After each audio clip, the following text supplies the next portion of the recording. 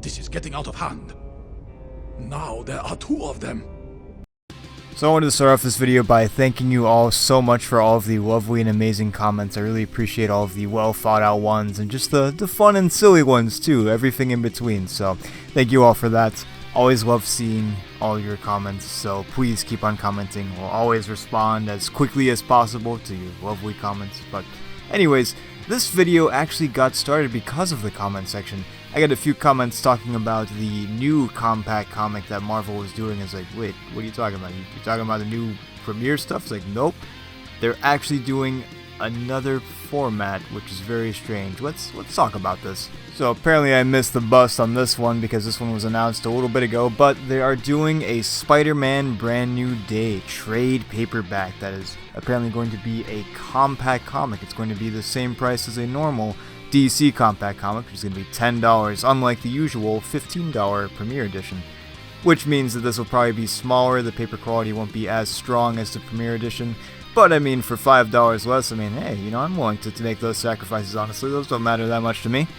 This is obviously another synergy-tied thing where you've got the comic coming out like about a month before the movie comes out. So I mean, yeah, why would they go with Brand New Day? Gee, I wonder, you know, who could possibly guess?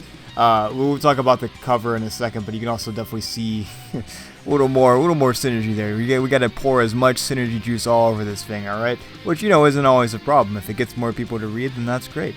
But, you know, it also, you know, you got to scratch your head and like wonder, you know, these are some cool Spider-Man stories, but there's like a million other Spider-Man stories they could have done that are probably way better. But, you know, we'll get there. We'll get there. We're jumping the horse, you know, putting the cart in front of the spider horse or whatever they say.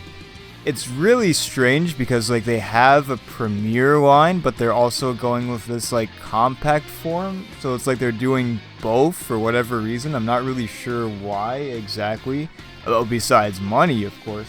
But it sort of begs the question, why did they do it in this format instead of doing their standard premiere format? You know, it's more affordable and maybe it'll sell better. Maybe it's some sort of test in the water to see if they should do more of this instead of that. I mean, Marvel does have some other sort of like random formats and stuff going right now. Like there's a lot of like stuff tied to Born Again coming out right now. Like we've got a lot of the Charles Soule run coming out in compact comic form, which of course is where Muse comes from. It's sort of some of an inspiration for Daredevil Born Again. Born Again really pulls from a lot of different sources, but this is definitely like obviously like a big like character tie-in with Muse there, so I think that's kind of interesting. But they're not compact prices. They're like $25, which is kind of insane to me, honestly. But I mean, hey, it's a pretty hefty book, you know. It's got some good stuff in there. The Mr. Charlie Charles. His run is pretty good. It's definitely not one of the strongest Daredevil runs in my opinion, but still I think worth checking out. And I like that it's more accessible, even if it is. I think it's $25. That's a little steep there, man, but that's all right. That's all right. Fine. We can ignore that for now. So yeah, they have a lot of like random formats running right now, and it makes you wonder what the future of Marvel Premiere is going to be, because obviously we have more coming up this year, and I'm sure the line will probably still continue. But will this line also run in tandem too? There's definitely some key differences here that we'll talk about a little further as we look into the sort of the meat of this book. We can't actually review it because it's not out yet. We can read all the stories and yada yada, but I actually want to get my hands on it, man. So we will be doing a review of this as soon as it comes out. Maybe Ray and I will do a tag team review or something, or we'll see what happens when we you know, cross that spider bridge when we get there, I guess. But the point is, Marvel Premiere feels like it's more cohesive. It's mostly focused on a particular run or just a particular story in general, whether it be a miniseries or something like that. Obviously, Jonathan Hickman's Fantastic Four is all of like his stuff there. It's not the entire run, but it's like sort of a nice cohesive book there. Obviously, Punisher, Welcome Back, Frank is the original miniseries that Garth Ennis wrote for Marvel Knights back in the day, back in the I think 2000. So it's all very cohesive, whereas this, as we will see, is like stories and stuff just kind of pulled out here and there. Like it's definitely, it has some cohesion, but it's written by multiple people, so it's not specifically like tied to one writer, which isn't really something we've seen in the Marvel Premiere line. Usually the Marvel Premiere line is very focused on one writer. Even with DC compact comics, they tend to do that as well. There are sometimes there's multiple writers either writing together, like with Stephen King and Scott Snyder for American Vampire, or potentially with the Brubaker and Cook run of Catwoman, where Darwyn Cooke wrote some of it and then Brubaker took over and continued on and everything like that, but Darwyn Cooke did some of the artwork for it and stuff like that. But this is kind of a unique sort of like, it feels like a compilation of like a few different sort of like storylines going on here. So I'm really curious to see how this book will read and how it will flow. If it will feel like a compilation of like some cool stuff from Brand New Day, the obviously the comic era, or if it's going to be like an actually like consistent story that there's like something there that's sort of like connecting all of these pieces together or something. So definitely something we're gonna have to explore as the when the book comes out. I will say though, obviously once again that, you know, very synergy tied with Brand New Day. But I feel like for me personally that a lot of the stuff after One More Day, like One More Day sort of type of joint there where it's, or maybe a spider shed is a better analogy, I don't know, but it feels like something that's like everything after that. I wouldn't say all of it is terrible, but it just doesn't quite feel the same because it's limited by certain things that the Marvel editorial brilliantly put together, specifically obviously, you know, the whole marriage stuff and everything like that, but more just like Peter not really being able to grow up as much. I mean, certainly there are examples of where we've seen Peter act more adultish and everything. I'm not saying that everything is just like regressive as far as this character goes. I feel like specifically, I haven't read it in several years, but I feel like the Dan Swat stuff, as much as I hate giving this man credit, I think that stuff is probably like pretty good overall, honestly. Correct me if I'm wrong, Spider-Man, big time Spider-Man fans, maybe it's the worst thing that's ever happened in the entire universe, and I'd be okay with that too. But I think just more specifically, I mean, obviously recently with the Wells run, I mean, that's pretty big as far as like a big negative for Peter's character and the book as a whole. And I think Joe Kelly is trying to repair that a bit, but I wouldn't say that it's a fully better, because we still have Nick Lowe, who is obviously the lowest point for Marvel. You still know Nick Lowe? Okay, but the point is though, yeah, so Marvel editorial is definitely the biggest problem for me, that even if you get the best writer of all time to write Spider-Man, usually they're going to be writing like, you know, like a one-off like mini-series, something like that, that's just going to be in the continuity. It's going to take place in the past. They could actually like write some peak Spider-Man stuff like that. We've seen this with JMS and we've seen this with DeMatteis a few times now, where they've written these awesome mini-series like, this is great, this is what Spider-Man is and everything, and then we flash forward and we're like, oh, well, why can't we have that in the main book, right? But I think another example for me personally is the Spectacular Spider-Man. Now, this one is very dubious as far as like its continuity and everything like that. I don't know how it's meant to fit and all that. It really, you can't exactly like try to make sense of any continuity in comics at this point, except for like stuff that's like invincible and stuff, obviously. But yeah, so like the problem with that book, I mean, Greg Weisman came back to the character, which is really exciting. Obviously, Greg Weisman is responsible for Spectacular Spider-Man, the greatest Spider-Man series of all time. There's no other answer there. I mean, obviously the 90s show is cool, but I mean, come on, Spectacular Spider-Man is actually perfect, man. You can't argue that. Anyways, though, the point is that, listen, I don't know if Greg was having a bad day or if it was Marvel editorial that was really on his coattails or something. I don't know, but the biggest problem for me with that book is that the way that Peter was written, I just did not like it that much, to be honest. Like, Miles felt more mature than Peter, which, I mean, yeah, it's kind of cool. I mean, I like that they propped up Miles, but like, god dang, like, just write Peter like an adult. He was written so well in the 80s and the 90s, man. I mean, not everything was perfect back then either, but come on, man. Like, there was actual character progression. It feels like you could grow up with the character, like, especially in the 80s, some of the deeper stuff that Peter goes through and everything. Like, for instance, the wedding issue, right before that, like right before the big moments, like, you know, Peter is going back and he, like, you know, gets into his old place and everything like that, and he finds this picture of Gwen, and it's really this meaningful moment and everything like that, and sort of all the doubts circulating around Peter. Like, that's some pretty mature stuff, man. And then, you know, we get Spectacular Spider-Man, and that's kind of out the window, I guess. I don't know. There's some mature moments in there, more mature moments in there, but that's sort of the vibe that I get with some of this stuff after One More Day. I'm not saying that that's everything after One More Day, and certainly there are some good stuff. I think the Nick Spencer stuff is a little underrated, guys. I think that was actually trying to do something until it got nuked by Marvel editorial, probably, in the same way that JMS got nuked, but, you know. So that's sort of one of the things that's interesting me about this book. Like, what are the stories going to be like? Are they going to be good? or they're gonna be like, well, this is fine, but it's still not great and not, you know, like peak Spider-Man. It's not like where the character deserves to be. So let's stop beating around the bush. We've talked like way too long already. Let's actually look at the contents of this book and just sort of see what exactly we're getting here. What sort of stories we're getting possibly and everything like that. So let's hop over to this really awesome website called League of Comic Geeks. I wish we were sponsored by them because they're awesome. Very, very cool comic service that I recommend you going on if you are an avid comic reader like myself. But let's look at this thing. Alright, hold on. Before we get into this thing, first up, why is this thing $90? Lego? What are we doing? Anyways, okay. The point is, here we are at Brand New Day. This is the little cool, awesome like page for it on League of Comic Geeks. Pretty awesome. And here's the first thing that's really sticks out to me: the cover.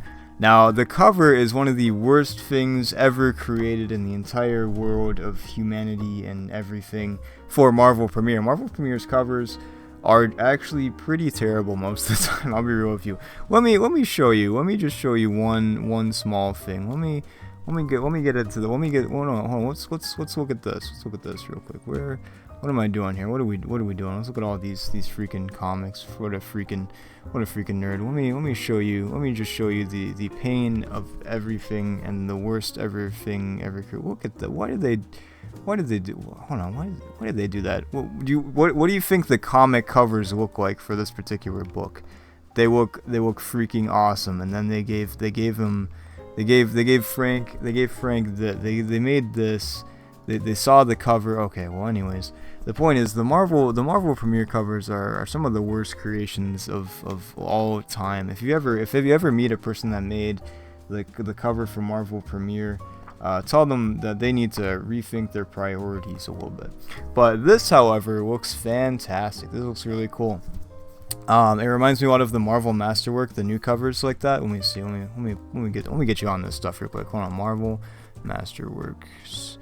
Not the old ones, but the new covers like this. There we go. On Barnes & Noble. Hopefully this reveals my my social security number and where I live and everything right now as I click this link. But it kind of reminds me of that, which looks really good. That's nice. The old covers were a lot different. They used the classic comic art, but now they have like some new art, which is cool. These are kind of like compact comics as well. They're a little more expensive, but they are really nice, and they give us a lot of old comics and everything there, so that's really cool. If you're looking for some older comics that's pretty affordable, this is good. You might be able to find some of these at your secondhand store. I find a lot of of the older ones at my secondhand store for super cheap, but yeah, the cover kind of reminds me of that. Very bright, catches your eye. I think it looks pretty nice. I like the style of it. I don't know who the artist is, if it says, doesn't say on here specifically, but obviously it's pretty reminiscent of the movie itself. I mean, you know, there's rumors of Mr. Negative and stuff. You know, you got Punisher there. Some of these guys are definitely not in the movie, I would say. But you know, it's a little, you know, maybe these guys have something. They probably have something to do with the actual contents of the book. I wouldn't know. But yeah. So here's what we get in here. So we get this one looks familiar. Let me look at this. Actually, this sounds familiar. Oh, okay, well, yeah, there's Wolverine, yeah, and there's a massive freaking Brand New Day banner there. That's great. So you get sort of like these interesting like polls here. You get like 555, and then sort of the rest of this arc, presumably. Then you get you get a skip here to this arc right here, and then you get another skip with whatever all of this is, and then you get Family Ties. And you get sort of a continuation of that. So it's very disjointed. I don't know why exactly. Like, we can only go off of, like, I could, like I said, once again, read all of this and see like what exactly it is here.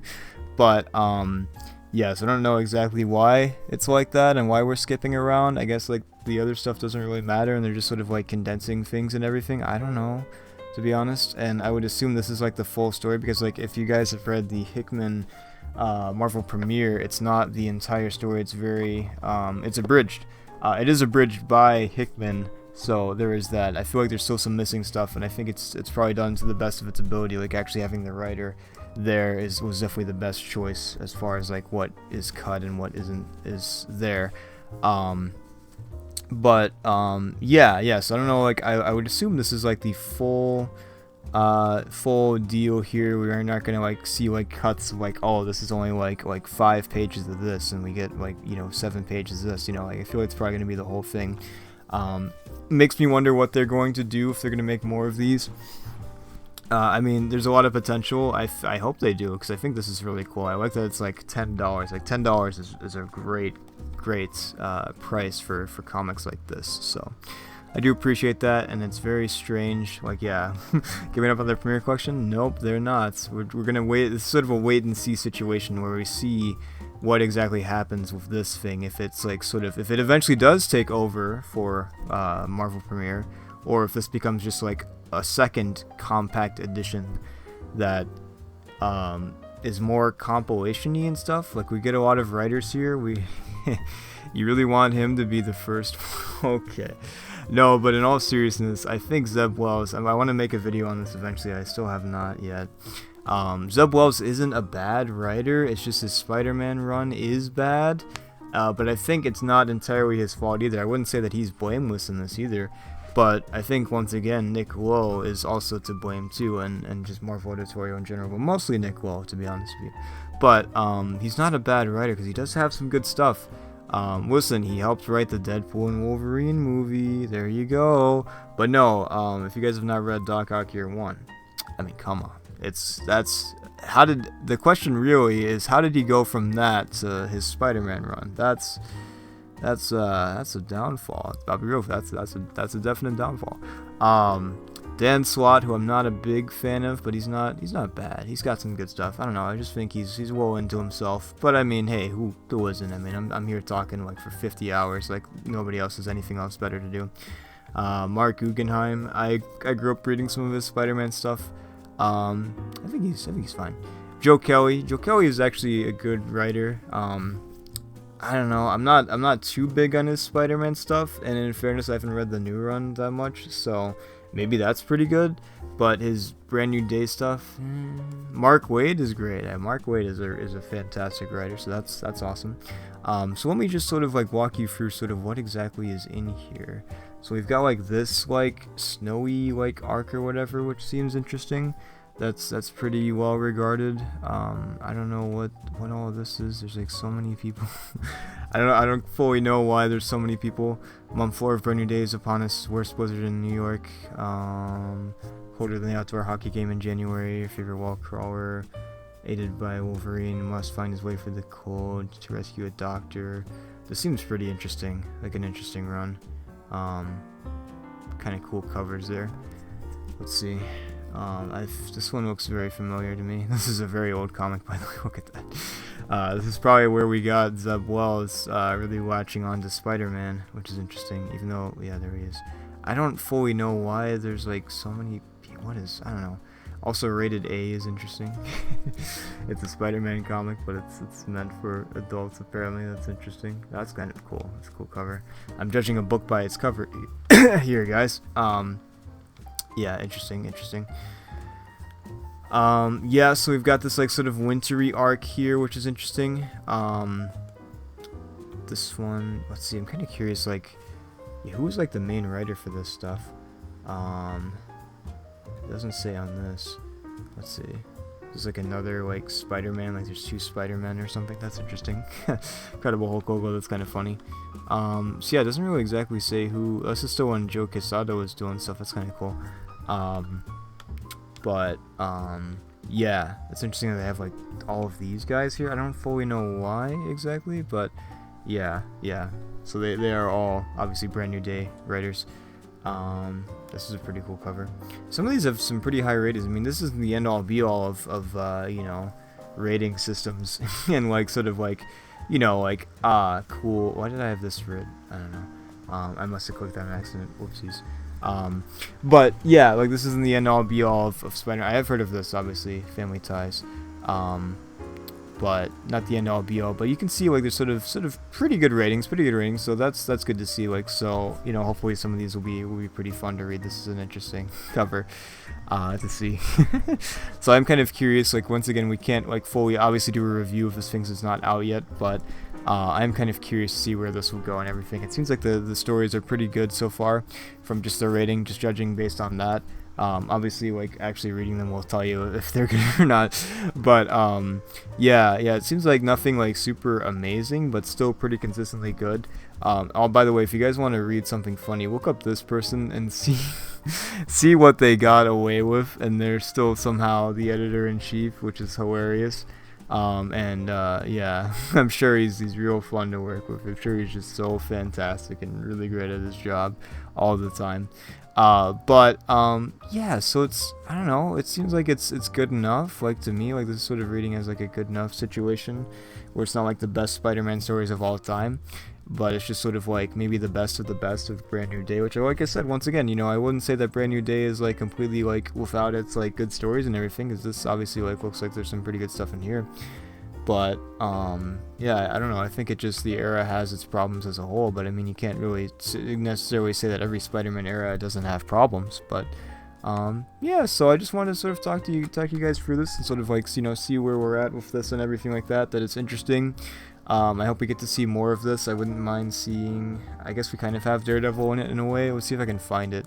Let me just look up Charles, I don't know if it's Soule or Soleil, I think it's just Soule, but yeah, let's see if we can find this. Let's see, because he's got, yeah, here we are.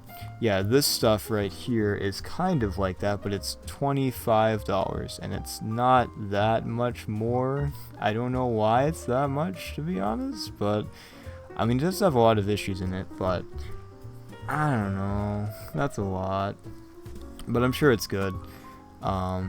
Like I said, for me, the Charles Soule, I don't know, is pretty good. It's got its moments and everything. It's definitely not the best that Daredevil has ever been, but still pretty good. I don't know. This is a lot of nonsense in this issue. In this one, what's all this? Why do we have? What does all this even mean? Okay.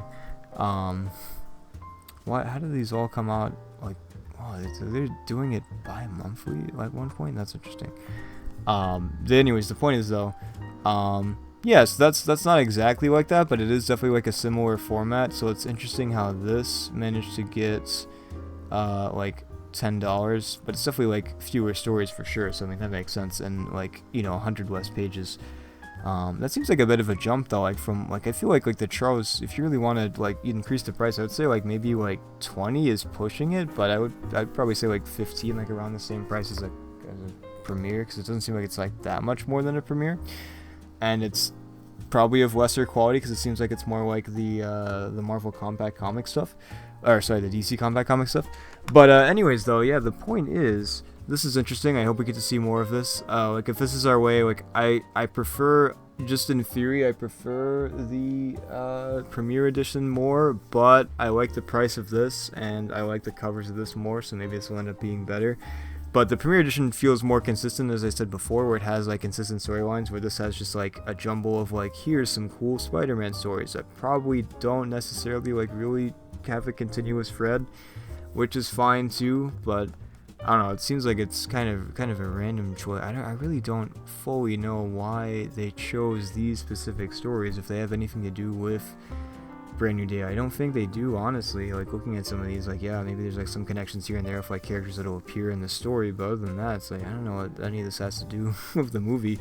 Obviously, this is meant as a reference to the actual comic Brand New Day era, but even so, and obviously it's meant to yeah, be synergistic, if you will, with the title of the movie as the full, just that. But yeah, so I hope we get to see more of this. I think that'd be cool. I don't really know what they would do personally. Like, I wouldn't mind, like, I think it'd be kind of crazy, but a Doom book for Doomsday, that could be fun. There's a lot of good stuff with Doom, obviously. I mean, he's a great character. We've already kind of seen this with Daredevil. I wouldn't mind seeing a little more. Like, go ahead and give me a Mark Waid Daredevil book like this. Why not? Just take some of the best of like Mark Waid's run and throw that in a little compilation. Why not? I think Spider-Man is the character that makes the most sense for this, but I wouldn't mind seeing other characters kind of like this. So, yeah, very strange. Raises a lot of questions. Like, if this will be a continuous thing, will we see more compacts? What's the deal with that? And is it going to be running at the same time as, Marvel Premiere? But anyways, yeah, I'll see you all soon.